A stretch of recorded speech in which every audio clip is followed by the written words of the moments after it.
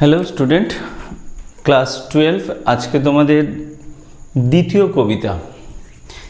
কবিতা first কবিতা আমরা পড়েছিলাম, হক roasting পড়েছিলাম। আশা করি সবাই ভালোভাবে বুঝতে পেরেছো। আজকে আমাদের দ্বিতীয় কবিতা সনেট 73। কে লিখেছে? উইলিয়াম শেক্সপিয়ার লিখেছে। তো সনেট 73 উইলিয়াম শেক্সপিয়ার লিখেছে। এই কবিতা আজকে আমরা পড়ব। আর কীরকম পড়ব? একদম জলের মতন। সনেট 73 প্রথমে পড়তে গেলে হয়তো একটু তোমাদের আটকিয়েছে, তো ভিডিওটা হয়তো 15-20 মিনিট হয়তো হবে। তো একদম কনফার্ম 20 মিনিট পরে কেউ বলবে না যে স্যার, হয়তো লেন্দি হতে পারে, একটু আধ ঘন্টাও হতে পারে, কারণ একটুখানি এখানে ডেসক্রিপশান আছে, তো কেউ বুঝতে পারবে না, এরকম হবেই না। তো এই কবিতার ফার্স্ট আগে আমি বলেছিলাম না, কিছু কবিতার আমি জিস্টগুলো বলবো বা প্রোজের জিস্টগুলো বলবো। তো এই কবিতার আগে একটা জিস্ট বুঝিয়ে দিই, তারপরে আমরা মূল কবিতার মধ্যে আসবো। তো সনেট 73 লিখেছে উইলিয়াম শেক্সপিয়ার। তো উইলিয়াম শেক্সপিয়ার লিখেছে, তো আমরা জানি এটা কি একটা সনেট। তো সনেট 73, তো কতগুলো সনেট লিখেছে? উইলিয়াম শেক্সপিয়ার লিখেছে 154খানা সনেট। তো আমরা জানি যে উইলিয়াম শেক্সপিয়ার এই কোনো সনেটের নামকরণ করে দিয়ে যায়নি।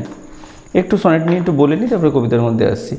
এই কবিতায় কোনো নামকরণ করে দিয়ে যায়নি। তবে উইলিয়াম শেক্সপিয়ার যখন মারা যান তখন তার কবিতাগুলো কি করা হয়, এরকমভাবে 1 2 3 4 করে 154 পর্যন্ত আসে। তো যেটা বলার কথা, এই কবিতার যেহেতু নাম হয়নি, তো এই কবিতা আমরা পড়ছি সনেট 73। আবার কোথাও কোথাও এই কবিতার নাম দেখবে, তার যে ফার্স্ট লাইন আছে দ্যাট টাইম অফ ইয়ার, এই নামেও এই কবিতা আছে। তো এই কবিতার আরেকটি নাম আছে যেটা আমাদের পাঠ্য বইয়ে নেই, দ্যাট টাইম অফ ইয়ার, এই নামেও এই কবিতা আছে। কারণটা বলে দিই, কারণ উইলিয়াম শেক্সপিয়ার তার কোনো কবিতার নামকরণ করে যায়নি। এইবার আসি, এটা যে 73, এই 73 একটু ভাগে আসি। তো উইলিয়াম শেক্সপিয়ার টোটাল 154টা সনেট লিখেছে। তাহলে এই 154টা যদি সনেট লিখে, 1 মিনিট দাঁড়াও, উইলিয়াম শেক্সপিয়ার 154টা কী করেছে? সনেট লিখেছে। তো 154টা সনেট লিখেছে। এই 154টা সনেটের মধ্যে 1 থেকে 126 পর্যন্ত সে তার বন্ধুকে নিয়ে লিখেছে। যেই বন্ধুর নাম আমরা শর্টে বলবো কি WH বা উইলিয়াম হারবার্ট, WH অথবা উইলিয়াম হারবার্ট। এই বন্ধুটিকে সে খুব ভালোবাসতো, যদিও তার থেকে বয়সে অনেক ছোট ছিল। তো এই বন্ধুকে উদ্দেশ্য করে লিখেছিল 101 থেকে 126, তারপরে 127 থেকে 54, মানে 154 পর্যন্ত সে এক ডার্ক লেডিকে নিয়ে লেখে। তো এই যে আমরা কবিতা পড়ব, এই কবিতা তার মানে কাকে নিয়ে লিখেছে একটু বোঝা গেল কি? William Herbert. তাহলে আমরা কি জানলাম যে স্যার এটা একটা সনেট, যেটা উইলিয়াম শেক্সপিয়ারের 73, যেটা সে তার বন্ধু উইলিয়াম হারবার্টকে নিয়ে লিখেছে। এত অবধি সবার ক্লিয়ার। এবার উইলিয়াম হারবার্টকে নিয়ে যে লিখেছে, এটা এই পর্যায়ে পড়ে যায় যখন তার এই উইলিয়াম হারবার্টের সাথে কি হয়, একটু দূরত্ব তৈরি হয়, যাকে তোমরা বলো কি ব্রেকআপ হয়ে গেছে। তো সেই ব্রেকআপের সময়কার এই কবিতা, তার মানে এই কবিতার যে ফিলিংস আসবে, সেই ফিলিংসে তোমাদের একটু দুঃখ বুকে পাথরের মতন দুঃখ ফিলিংস আসবে।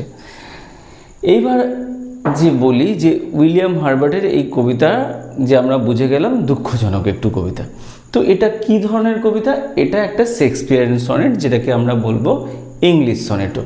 এই সনেটগুলো আয়াম্বিক পেন্টামিটারে লেখা হয়।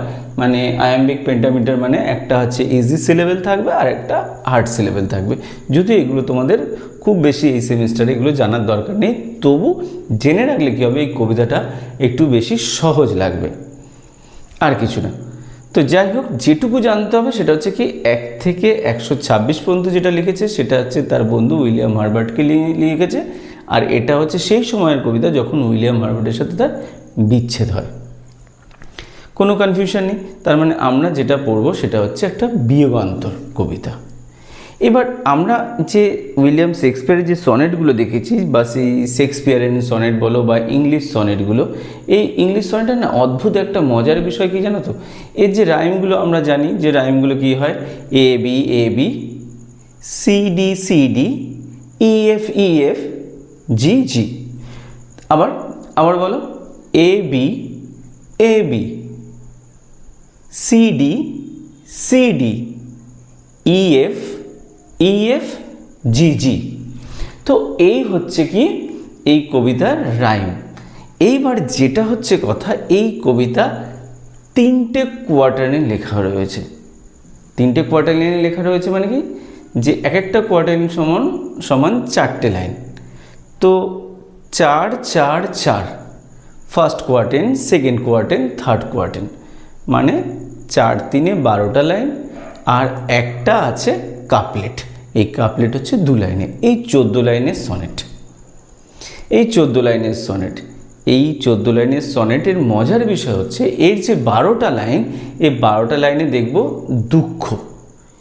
এইবার 12 লাইনের পরে যে 2টো লাইন, ওইখানে দেখব তার আসল ফিলিংস, কেন সে দুঃখ পাচ্ছে এবং দুঃখ পেয়ে সে কি বলছে। মাথায় ঢুকলো? তাহলে প্রথম 3টে যে কোয়ার্টার দেখব, সেই কোয়ার্টারে দেখব তার দুঃখ, এবং লাস্ট কোয়ার্টারে দেখব যে তার দুঃখগুলোর পরিণতি কি হচ্ছে। তাহলে মোটামুটি স্যার বোঝা গেল যে সনেট 18 কি, কে লিখেছে, আর এটা প্রকাশিত হয়েছে কবে? এটা 1609 প্রকাশিত হয়েছে, পাবলিশ হয়েছে। তাহলে এই হচ্ছে আমার কবিতার বিষয়বস্তু। ঠিক আছে, কোথা থেকে নেওয়া হয়েছে, কে লিখেছে, কি বৃত্তান্ত। এবার যেটা আমাকে জানতে হবে সেটা হচ্ছে এই কবিতায় কি আছে। এই কবিতা যখন লেখা হয় তখন কবির অলরেডি বয়স হয়ে গেছে, ধরে নাও 55। তো এই কবিতা সেই সময়কার কবিতা, 55-এর দিকে যখন তার বয়স, যখন উইলিয়াম হার্বার্টের সাথে তার বিচ্ছেদ হয়ে যায়।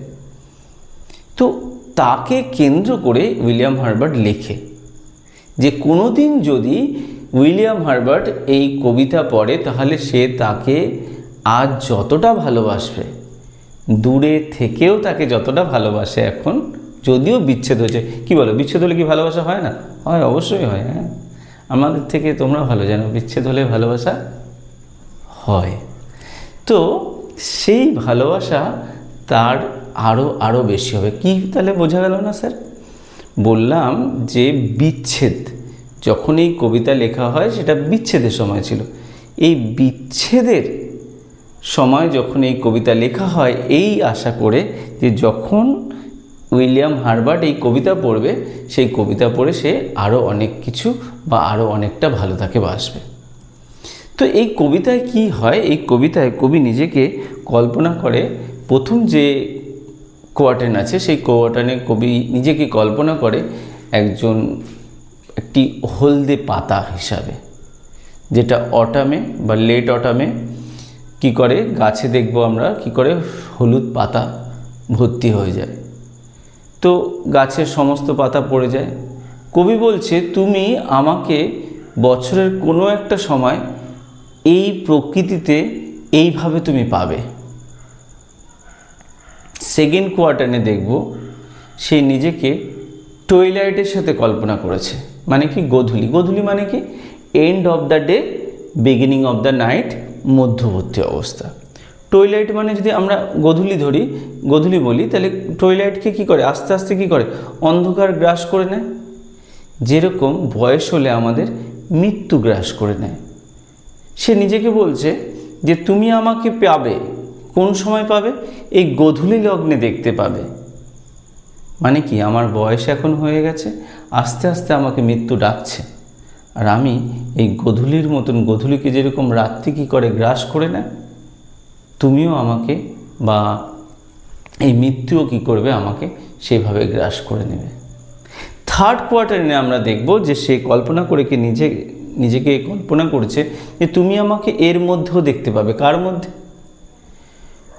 যখন আগুন জ্বলে, সেই আগুনের নিষ্প্রভতা, মানে কি, ধরো আগুন জ্বলছে উত্তপ দাউ দাউ করে, যখন আগুন একদম নিভে আসে, সেই মৃদু আলোর মধ্যেও, সেই মৃদু তাপের মধ্যেও তুমি আমাকে অনুভব করতে পারবে। মানে কি স্যার, বুঝলাম না। দেখো, কোনো সময় যজ্ঞ হতে দেখেছো কি?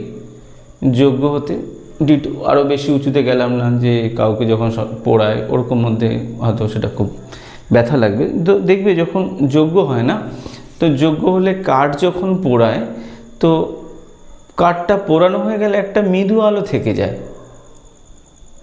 আমি যদি এই কথাটাকে একটু ঘুরিয়ে বলি, তাহলে এরকম মনে হবে যে কাঠটা নিজে পুড়িয়ে আলো দিয়েছে, আগুনকে জ্বালাতে সাহায্য করেছে। আজ এই কাঠই আস্তে আস্তে নিষ্প্রভ হয়ে যাচ্ছে, বা সেই তার যে যৌবন সেটা হারিয়ে ফেলেছে, কারণ সে তাকে নিজেকে পুড়িয়ে আলো দিয়েছে, এবং তার ছায়েই এই আগুন আস্তে আস্তে কী হবে, মৃত্যু হয়ে যাবে। যেরকমভাবে কবি কী করছে, কল্পনা করেছে তার যৌবন আস্তে আস্তে ক্ষয়ে যাচ্ছে আস্তে আস্তে, এবং একটা সময় কী হবে, এই যৌবনে কী হবে, শেষ বা পরিসমাপ্তি ঘটবে। এই হচ্ছে এই কবিতার বিষয়বস্তু। এবার এই কবিতাকে যদি আমরা ডিটেলস যদি বলি, তাহলে এই কবিতা আরও সুন্দর লাগবে। তাহলে কবিতার ডিটেলস মোটামুটি এইবার আমরা বুঝে যাব। এই ছিল এই কবিতার সারমর্ম। তোমরা যদি চাও এটা একটু লিখে নিতে পারো, দেখবে এখানে পরপর লেখা আছে। আমি একটু এক্সপ্লেন করে দিই যে sonnet 73 is one of the most famous sonnet of William Shakespeare. ঠিক আছে, এটা হচ্ছে সবথেকে ফেমাস সনেটের মধ্যে একটি। হি ইজ নোন, সে কী নামে পরিচিত, বার্ড অফ অ্যাভন নামে পরিচিত।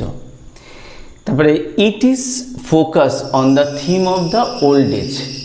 তাহলে কিসে এটা ওল্ড এজে ফোকাস করা হয়েছে, যে মানুষ যখন বৃদ্ধ হয়ে যায় তখন কীরকম হয়। It is a Shakespearean sonnet, এটা একটা শেক্সপিয়ারিয়ান সনেট।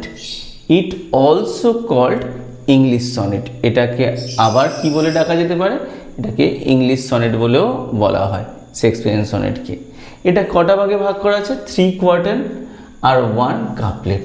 আমি বলেছি রাইম স্কিম কি, A B A B, C D C D, E F E F, G জি।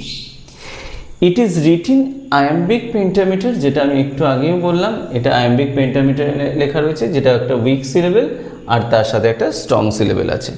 এই যে 3টে কোয়ার্টারে, ফার্স্ট কোয়ার্টারে দেখবো আমরা লেট অটামকে নিয়ে নিজেকে কল্পনা করেছে, সেকেন্ড কোয়ার্টারে দেখবো টয়লাইট বা গোধূলিকে নিয়ে কল্পনা করেছে, এবং থার্ড কোয়ার্টারে রিমেইন্ড অফ ফায়ারকে নিয়ে সে কী করেছে, নিজেকে কল্পনা করছে। এবং কাপলেটে কী দেখবো, একটা ফিলিংস আসছে। কিসের ফিলিংস আসছে, যে রিয়েলাইজ দিস মাস্ট লাভ, আমাকে এইগুলো কী করো, অনুভব করো যে আমি তো কোন পর্যায়ে যাচ্ছি, এবং সেখান থেকে তুমি কি করো, আমাকে আরও বেশি ভালোবাসো। মানে আমরা বলি না, আর তো কদিন আমরা বেঁচে আছি, তো আমরা একে অপরের সাথে কেন ঝগড়া করব, কেন মারপিট করব, চলো আমরা একে অপরকে ভালোবাসি।